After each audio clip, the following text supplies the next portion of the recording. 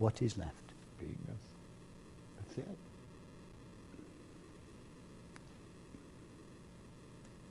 Yes. Presence.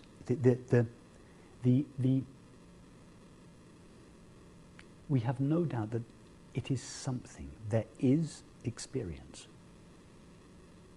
We don't know what it is. We're discovering that as we go along, that independent of the mind, we don't know what experience is, but we know that it is.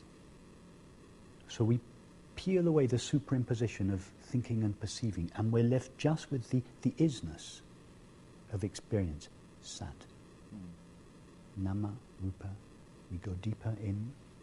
We come to Sat, being. Good. But now, again, we say to ourselves, this being, we're talking only from experience here.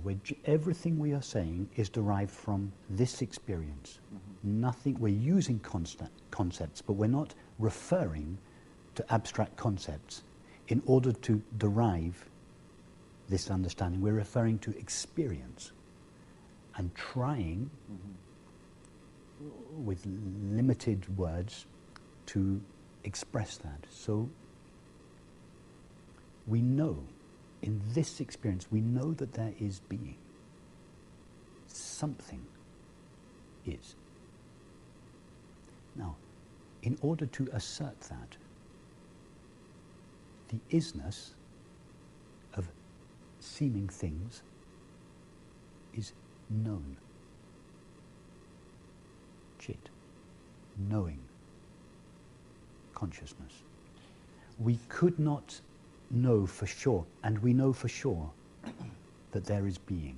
We could not assert that from our own experience unless in this moment that experience was known. The most intimate knowing there is. So we can say for certain that when we, as it were, remove the mind's superimpositions from experience, being and knowing remain. We remove nama and Rupa, Sat, Chit remains. Sentience. So, now we have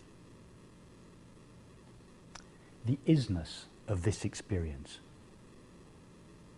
We know that its essential nature is not made out of a thought or indeed a perception, but it has an essential nature, and that is, we know that there is an essence to it, and that essence, by definition, because that assertion comes from experience, that essence is known. There is being, and there is the knowing of being. Now, we normally conceptualize that the isness of a thing, its presence, takes place over there. And knowing, Chit, takes place over here. And with that belief, which is a superimposition of belief, Sat and Chit are conceived to be two separate things. The existence of a thing, whatever that thing is, in its own right, and that which knows it. And that which knows it.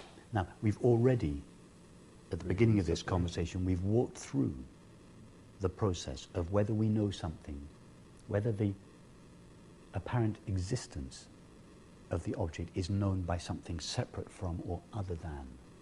And we've seen that that is not the case, that Sat and Chit are not two. Advaita, not two.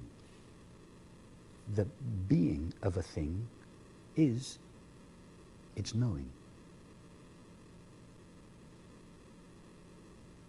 To be a tree is to know a tree. The existence of the tree doesn't take place over there, and the knowing of it in here. The existence of the tree, the isness of the tree is and the knowing of it are the same. Closer than this. The same. That experience is called Ananda.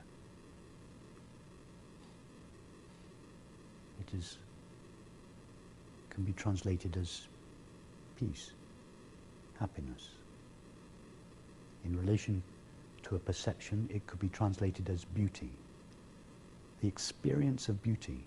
Beauty does not reside in an apparent object. It is the experiential understanding that what it is what I am. Nama Rupa Satchit Ananda. It is the experience of consciousness knowing itself only.